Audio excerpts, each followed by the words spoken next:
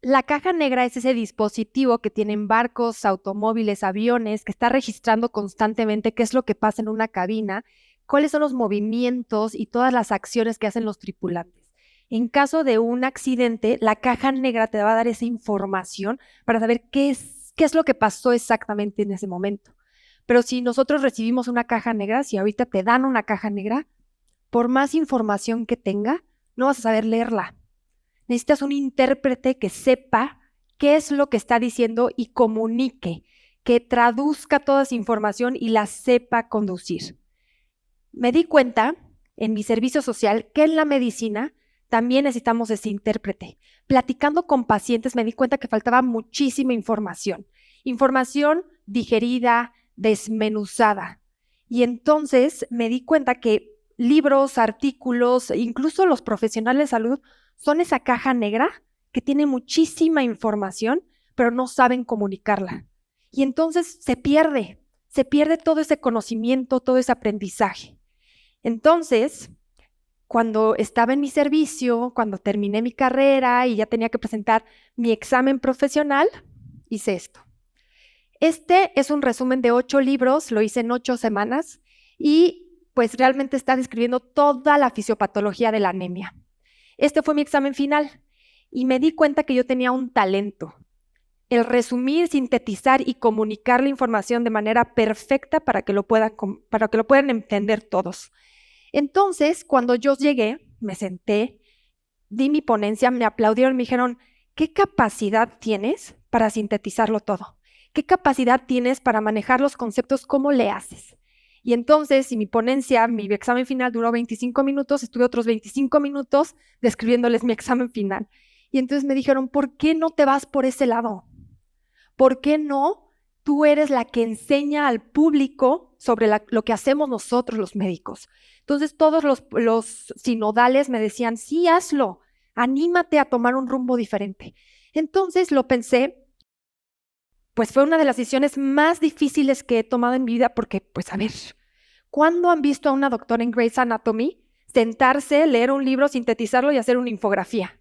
Pues no, entonces era muy difícil explicarle a la gente qué es lo que yo quería hacer de mi vida. Incluso a mi papá fue muy difícil explicarle qué quería, porque mi papá tenía en la mente esa, mi doctora trabajando en hospitales y atendiendo, canalizando, operando pacientes, y no, estoy sentada en un escritorio analizando libros, artículos científicos y haciendo este tipo de contenido. Entonces, cuando me gradúo, tomo esa decisión y creo Salud en Corto. Salud en Corto es una de las primeras plataformas de divulgación médica científica que hace todo el contenido que puedan imaginar lo más digerible posible. Y entonces, a través de YouTube, Facebook, Instagram, TikTok, estamos compartiendo información para niños, adolescentes, hombres, mujeres y adultos mayores. Todo esto tiene una ciencia detrás. ¿Por qué? Porque ahora yo soy experta y especialista en comunicación en salud y estoy estudiando las diferentes profesiones, los diferentes públicos, porque no es lo mismo hablarle a un niño que hablarle a un adolescente. Son intereses completamente diferentes. No es lo mismo hablarle a un niño y a una niña. No es lo mismo hablarle a una persona que vive en Estados Unidos que una persona que vive en Alemania. Entonces, hay todo esto. De hecho, esto no es parte de mi ponencia, pero se los quiero compartir. Fui a Harvard hace unos años y me senté con una chavita y me decía, es que es bien difícil explicar mi profesión. Ella me decía a mí. Y yo, ¿qué haces? Y me dijo, yo le pongo el olor a las tiendas. Y yo, ¿cómo? Y me dice, sí, yo estudié neurociencias, soy doctora, estudié en neurociencias y mi trabajo es que Sara huela rico para que tú compres ropa. Y yo, qué padre, o sea, ¿cuántas cosas puede hacer una doctora que realmente tal vez no lo tenemos en nuestro campo, no lo tenemos en nuestra visión y que nos limitamos a seguir un mismo patrón y después de ser médico general, haces un examen para ser especialista y después trabajas en un hospital, en una clínica o pones tu consultorio? Nos estamos limitando a todas esas posibilidades y esas posibilidades son necesarias y mucho más en la salud. ¿Por qué? Porque el 95% de las personas que se van a presentar en un consultorio, las 95% de las personas que entran a un consultorio son personas que tienen no un diagnóstico, sino un síntoma, sentido. Eso significa que lo único que necesitan es ser escuchadas y entendidas. Imagínense si los doctores tuvieran la capacidad de escuchar y comunicar y hacerse entendidos con el paciente, la cantidad de éxito que tendrían.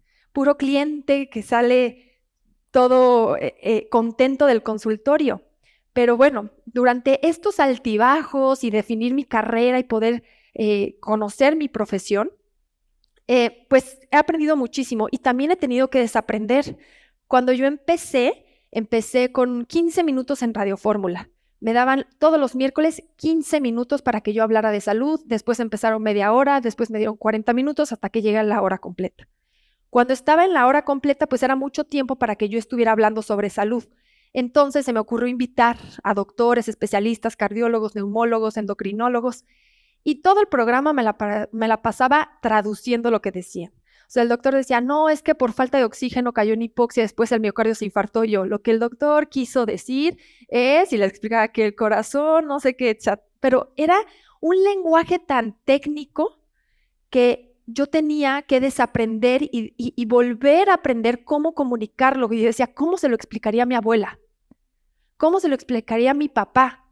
Entonces, es un trabajo, una dinámica que tenemos que estar desarrollando esta competencia los médicos, pues para ayer, realmente. ¿Por qué? Porque hace falta que el médico sea más integral en esto. En este momento, pues mi trabajo es ser ese intérprete, donde estoy juntando la medicina y todo lo técnico con un lenguaje de comunicación para todo el público. Ese es mi trabajo. Durante todo este recorrido también he tenido varias experiencias y aprendizajes y los resumí en 3, que son los que le quiero compartir. Son 3 enseñanzas clave. Número 1, no todo es tan obvio. Un día llegó conmigo un paciente, el paciente tuvo una fractura de tobillo y ahorita estaba dando seguimiento, entonces le teníamos que quitar el dolor mientras iba en la rehabilitación y era la tercera vez que lo veía, le estaba yo escribiendo su receta médica con un analgésico para que actuara en su tobillo. Le di la receta y ya se iba y lo vi dudoso. Y le dije, ¿te falta algo? Y me dijo, doctora, qué pena, le tengo que hacer una pregunta bien tonta, pero la necesito hacer. Y yo, no, suéltala. Y me dijo, ¿cómo sabe esta pastilla que tiene que ir a mi tobillo a quitarme el dolor? Y le quedé viendo y seamos sinceros, ¿quién sabe contestar esto aquí? Y le dije, no es nada tonta tu pregunta. O sea, para que yo te dé una respuesta concreta y correcta, te tienes que sentar otra vez y te tengo que hacer un diagrama. Entonces, eso me hizo pensar que no hay preguntas tontas, menos en salud, y que además no todo es obvio. Que los pacientes, por tantos tecnicismos, se asustan y creen que van a quedar como en ridículo.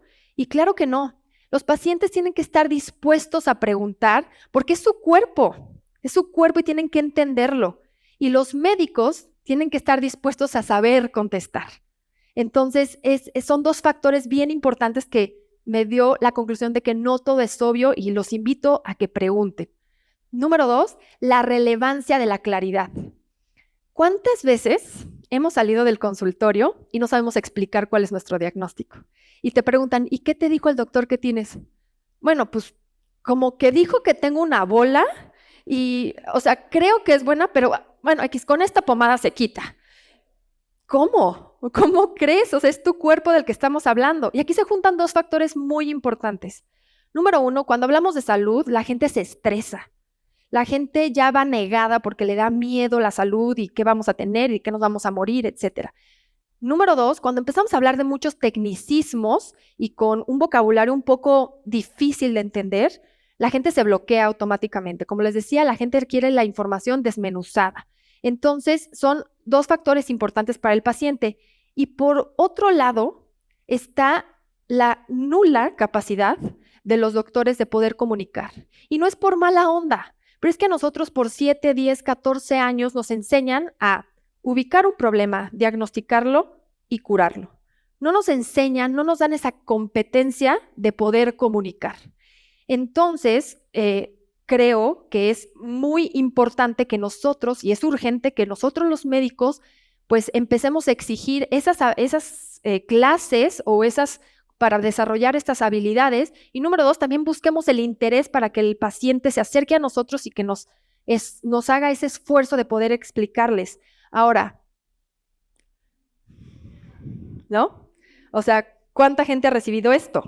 Y que están rolándose la receta preguntando, ¿sabes tú qué dice? Pues dice algo como con P, pero pues no sé, a ver, ¿qué tienes? Googleé, a ver, medicamento con P para la tos, ¿no? Y ahí tienen a todos, la verdad es que sufriendo, y esta receta se hizo muy famosa en España, de hecho la pasaron en muchos grupos de Facebook, porque realmente no sabían qué es lo que quería decir.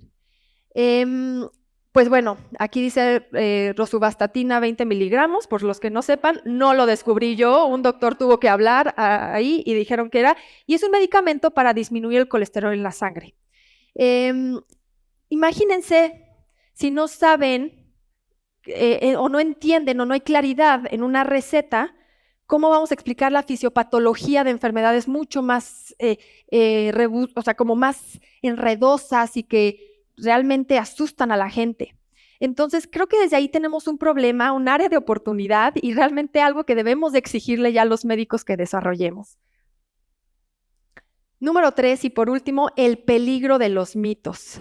Un mito se crea por la ignorancia y la imaginación, ¿no? Se fusionan y ¡boom! Tenemos un mito. Y México es el rey de los mitos. De hecho, esto no es broma. Durante COVID, en 2020, un portal que se llama NewsGuard, que está todo el tiempo pues monitoreando las noticias de salud, reportó que México es el país número 2 en crear noticias falsas sobre COVID. O sea, tenemos mucha imaginación y mucha ignorancia. Y no solamente consumimos esos mitos, sino los creamos, ¿no? O sea, somos el top de creadores. Pero bueno, ¿cuántas veces no hemos dicho, es que me enfermé porque salí sin suéter? O ¿cuántas veces hemos dicho, no, denle un pan para el susto? O desarrolló diabetes después de un susto, de un enojo. Y bueno, así me puedo ir y nos vamos a atacar de risa porque todos lo hemos dicho. Pero hay mitos que no dan tanta risa y aquí les va una anécdota. Una vez hice un video, yo tengo una enfermedad que se llama hipotiroidismo y decidí en mi canal de YouTube hacer un video sobre hipotiroidismo y pues bueno, les voy relatando cómo me diagnosticaron y cómo lo fui viviendo y les voy dando datos claves sobre la enfermedad. Es uno de los videos más virales que tengo en el canal y recibí muchos buenos comentarios y bueno, sugerencias y pásame un doctor que me pueda revisar, creo que lo tengo, etcétera.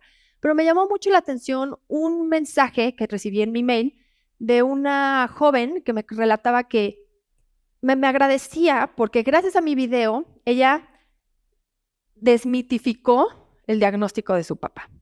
Y es que ella, en algún momento de su vida, le sembraron esta idea de que las enfermedades de la tiroides son solo de mujeres. Entonces su papá empezó a presentar diferentes síntomas, caída de pelo, cansancio, hiperactividad, de repente se le iban ciertas cosas como de memoria, y fue con un médico general, porque solo tenían acceso en ese momento a un médico general, y les dijo, hay que hacerle un perfil tiroideo, porque probablemente lo que tiene su papá es algo de tiroides. Y inmediatamente la chava lo rechazó y dijo, ¿cómo crees? Eres médico general, ¿qué vas a saber? Las enfermedades de la tiroides son solo de mujeres, adiós. Y se salieron muy enojados, fueron con otro doctor y bueno, al final llevaban 10 años tratando a su papá como si tuviera una enfermedad mental. El papá era un adulto mayor, pero era funcional, mantenía a la familia, era deportista y ya había perdido todas esas capacidades y habilidades. Ya era codependiente de muchas cosas. Y después de ver mi video, que en el video yo menciono o en algún comentario yo puse de, si los hombres tienen tiroides, también pueden tener enfermedad tiroidea, así de sencillo. Y a ella le cayó el 20 y dijo, sí es cierto, mi papá tiene tiroides, ¿no? O sea, mi papá puede tener una enfermedad tiroidea. Entonces tomó la iniciativa de llevar a su papá con un endocrinólogo y le diagnosticaron hipertiroidismo. Su papá hoy puede caminar, puede trabajar, puede hacer deporte. Entonces es lo más gratificante de mi trabajo que me decía, sigue haciendo lo que haces. Sigue comunicando así de claro, porque así como salvaste la vida de mi familia, puedes estar salvando la vida de muchos otros a través de esta sencilla comunicación que no vemos el trabajo que está detrás, pero lo haces bien. Gracias y bueno, me agradecía todo y fue algo muy motivador para mí. Entonces, quiero concluir que urge que los pacientes se animen a preguntar. No hay preguntas tontas, que Si no les quedó claro, levanten la mano, es su momento y es su cuerpo. E invito a todos los profesionales de salud a que desarrollemos esa competencia de poder comunicar.